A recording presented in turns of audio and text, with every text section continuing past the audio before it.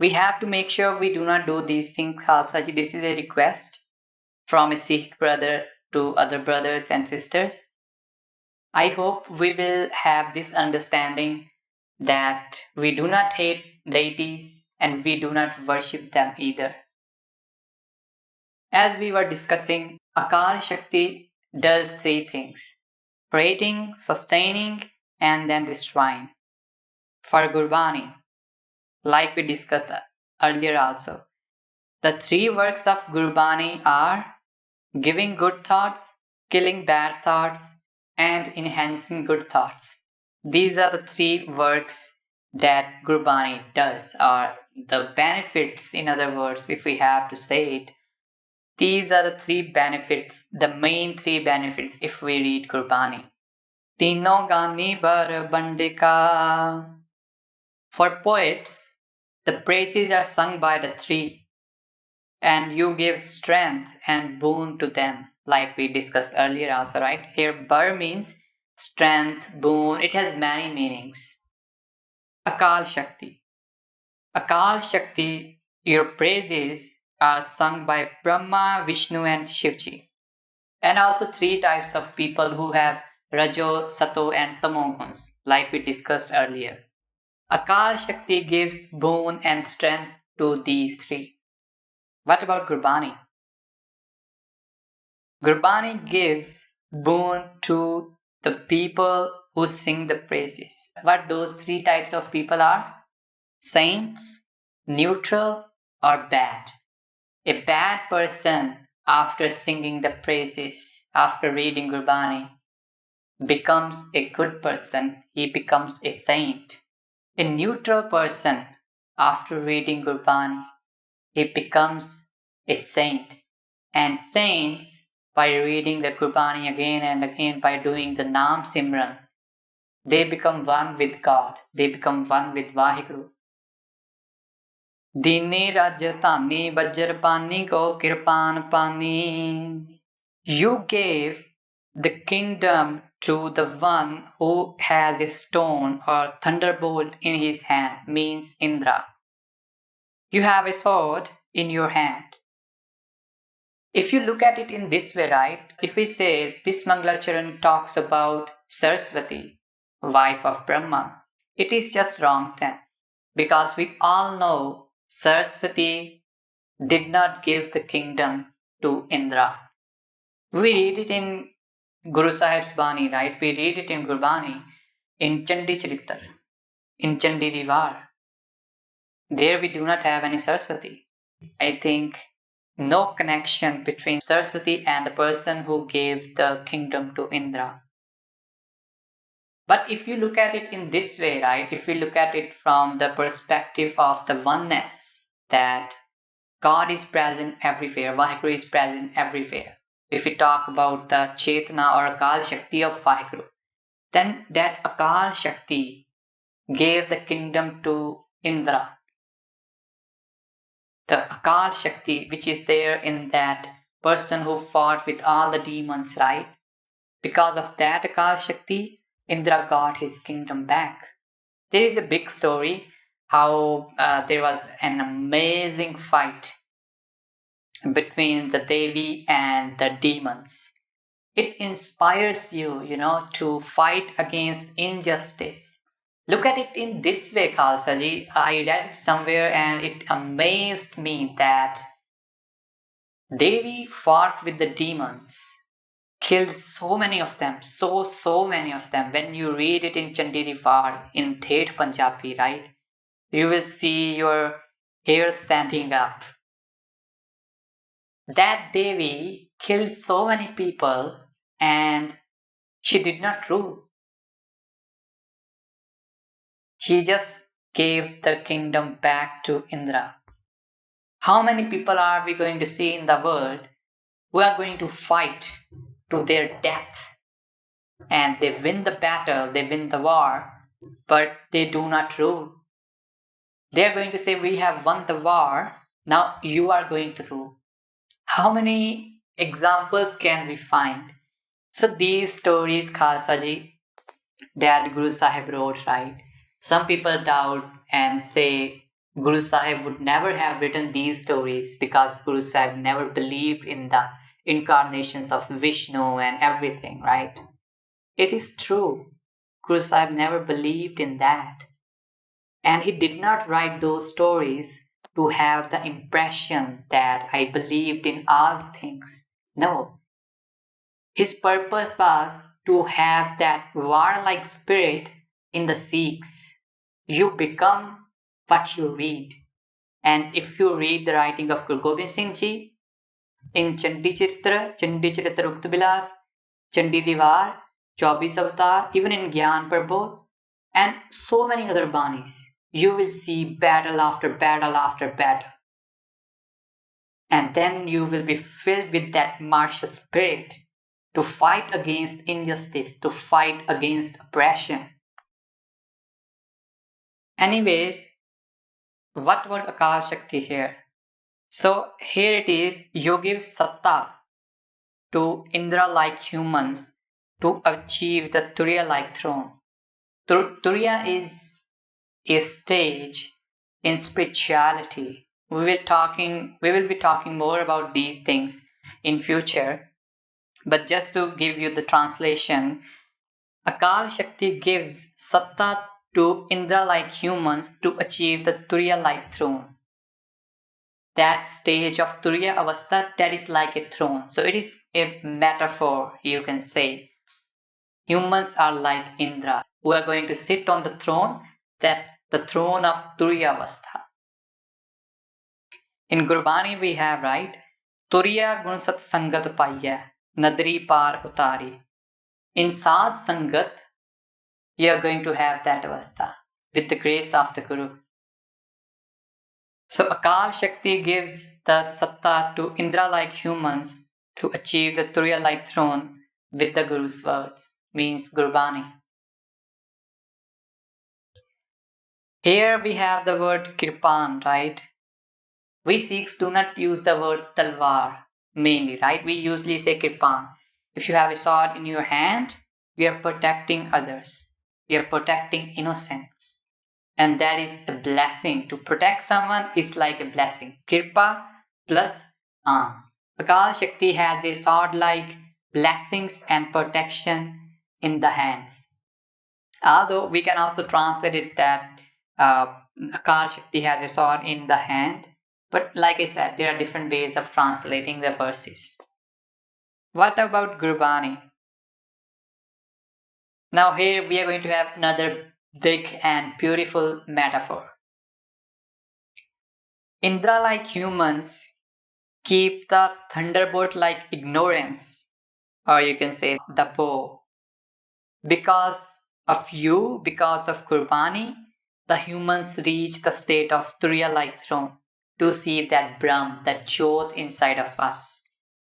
Read Gurbani and the ignorance that we have inside of us, the 5 thieves that we have to fight every single day.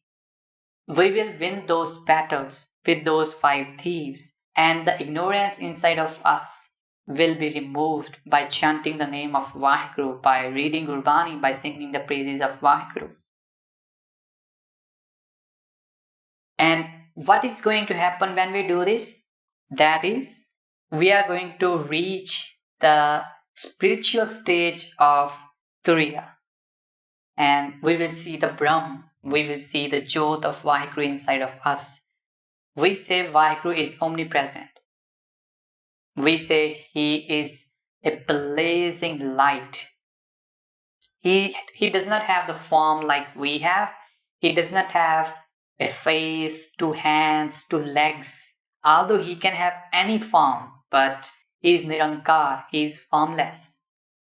He is Prakash Sarup. And that Prakash, that light inside of us, we will be able to see if we climb the ladder one by one to reach that spiritual stage. Jani मैं पवानी सुख खानी खाल खंड For poets, it is like, I know you, the reason of the starting of the world, and you are the house of happiness. You kill the problems or you solve the problems. What are the problems for poets? For poets, the problems are those bad people who are not letting them write, or the ones who are maligning their work, who are changing their work. In the introduction, we discussed there were people who are trying to malign the history of the Sikhs. These weak people are the people who create problems. What about Akal Shakti? Akal Shakti is like, I know you as the reason of the starting of the world and mine or house of happiness and killer of wicked people. We talked about the demons, right? In Chandi Charitra. Saraswati did not fight with them. Akal Shakti did in the form of a Devi, because the Jyot inside of the Devi, the power inside of the Devi, it was of Akal Shakti, it was Vaheguru. Also, Khalsa ji, we have to understand one thing here. Akal Shakti and Vaheguru, they are not different. Like, it is a very common example which is given by many Sikhs. Think of sun. Can you say that I am going to segregate sun and sunlight? We can't, right? Because it is not possible. If God is there, the power of God will always be there. They are inseparable. Guru Gobind Singh Ji wrote in 24 Avatar, प्रथम कासव जग्गो ताता तां ते प्यो तेज विख्याता सोई भवानी नाम कहाई जिन सिगरी यह सृष्ट उपाय प्रथम ओंकार तिन कहा सो धुनपुर जगत मोह रहा तां ते जगत प्यो विस्तारा पुरख प्रकृत जब दुहु विचारा. These are the words of Guru Gobind Singh Ji. 24 Avatar is also the Bani of Guru Gobind Singh Ji Khalsa Ji, where Guru Gobind Singh Ji talked about the 24 incarnations of Vishnu. And Guru Sahib mentioned it in the beginning of 24 Avatar, that these incarnations, they could not even know you a bit. Why, Guru? This is what Guru Gobind Singh Ji wrote. And the people who are misguiding the young Sikhs that these are not the writings of Guru Sahib, because Guru Sahib is talking about the incarnation. Guru Sahib did not say that he believed in them, like we have Chandi Charitra, right? We discussed it a few minutes back. Guru Gobind Singh Ji did not say that I believe in these incarnations. Some Sikhs suggest that it is written by the Hindus. Trust me, of all the things which are written, 24 Avatar will be the last Bani that a Hindu would even think or imagine to write. In the Krishna Avatar, in the life story of Krishna that Guru Gobind Singh Ji wrote, there Guru Gobind Singh Ji created a character named Khadak Singh. There is a battle between Khadak Singh and Krishna. Krishna called the armies of all the deities. Shivji, then his sons, then the god of water, right? All the people and their armies. Khadak Singh killed everyone. And Krishna ran out of the battle. How many Hindus can write or even imagine that Krishna, the god that they worshipped, ran out of the battle? How many Hindus can you find? So Khalsa Ji, Dasam Guru Granth Sahib, right? That is the Bani of Guru Gobind Singh Ji. Never doubt that. Coming to Gurbani, what is the translation if we are translating it according to Gurbani? It is, I believe you are the harbinger of the liberation of cycles of birth and death. You are house of happiness and you kill the ignorance, the 5 thieves you can say also. Gurbani is everything for us, Khalsa Ji. We read Gurbani, we will get everything. You want to have something related to the worldly matters, you are going to get. You are going to have something related to the spiritual matters, you are going to get that. And in the beginning, sometimes we read Gurbani because we want to have something in this world. Maybe if we want to have a big car, we want to have a good wife, we want to have a good husband, we want to have good children, right? We want to have a good job. For these things, we read Gurbani sometimes. But when we start reading Gurbani, right, we start to have the understanding that the spiritual bliss, that is what we should be aiming for. That is what you will be having in your mind when you read Gurbani every day. That is why it is translated in this way, Khalsa Ji, that Gurbani liberates you from the cycles of birth and death. You have to have the Guru's grace, you have to read Gurbani, you have to do Naam Simran, and then you will be liberated. Namo Bhagavani Jota Viddatani. For poets, it is I bow to you, the reason of the poetry, meaning with whose help the poetry is written by the poets. Your power, your jot should reside in me. For Akal Shakti, it is I bow to you, with whose satta, with whose power people are speaking. Because of you, the saints see the Brahm Jot, or you can say the divine light, with Guru's words. Vaheguru and Akal Shakti, they are not different. Vaheguru and Guru Nanak Dev Ji, they are not different. Gurbani and the Sikh Gurus, they are not different. So all the meanings, right, for Akal Shakti, for Vaheguru, for the Sikh Gurus, for Gurbani, all are going to come under one group. And the translation will be same. You can either put Gurbani, you can either put Akal Shakti, you can put Guru Sahibs, you can put Vaheguru. For Gurbani, the translation is I bow to you, Gurbani. Because of you, we can see the Jot of Vaheguru, the light of Vaheguru inside of us. We do it every day, right, Khalsa Ji? We go to Gurdwara Sahib. We bow down to Gurbani, we bow down to Guru Granth Sahib. Das Rasana Basani Jat Jat Mat Chandaka. For poets, your power should come to me, or in other words, it should sit in my mouth, means it should help me to write, it should help me to speak, right, to think. I bow to you, the blazing light. For Akal Shakti, it is again the same. Your power should come to me.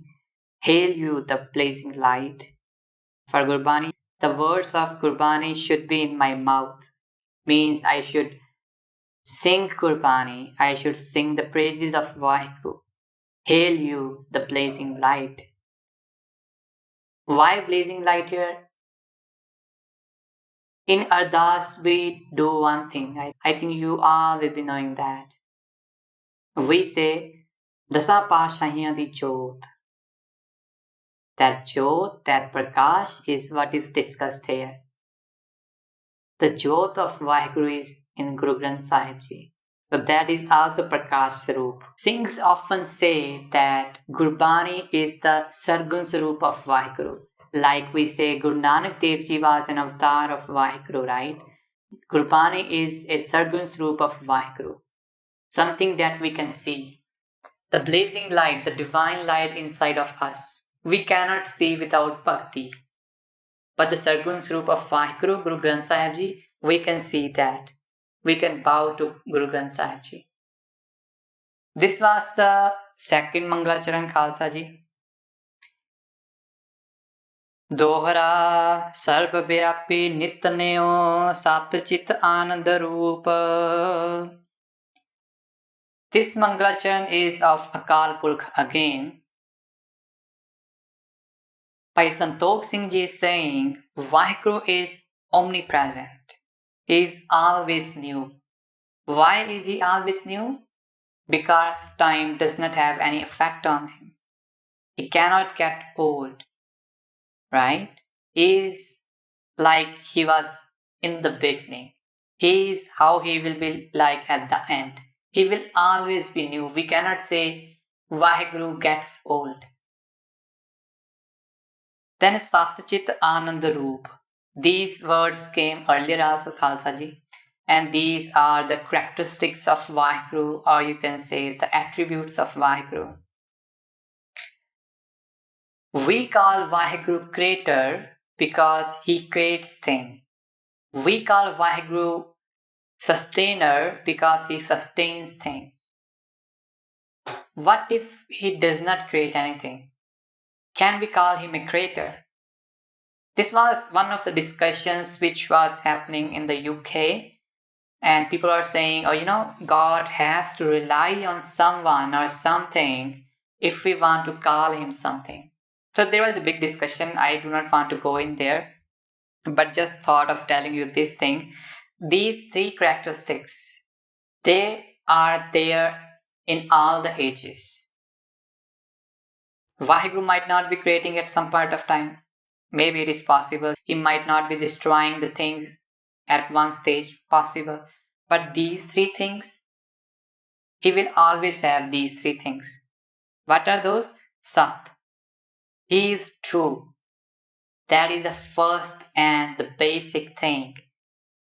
He will be true in all the ages. His existence will be true in all the ages. Then Chit. Chit means Chetan Swarup, and the word is also translated as he is full of knowledge. He is Gyan Swarup. Chetna is also the form, you can say, Khalsa ji.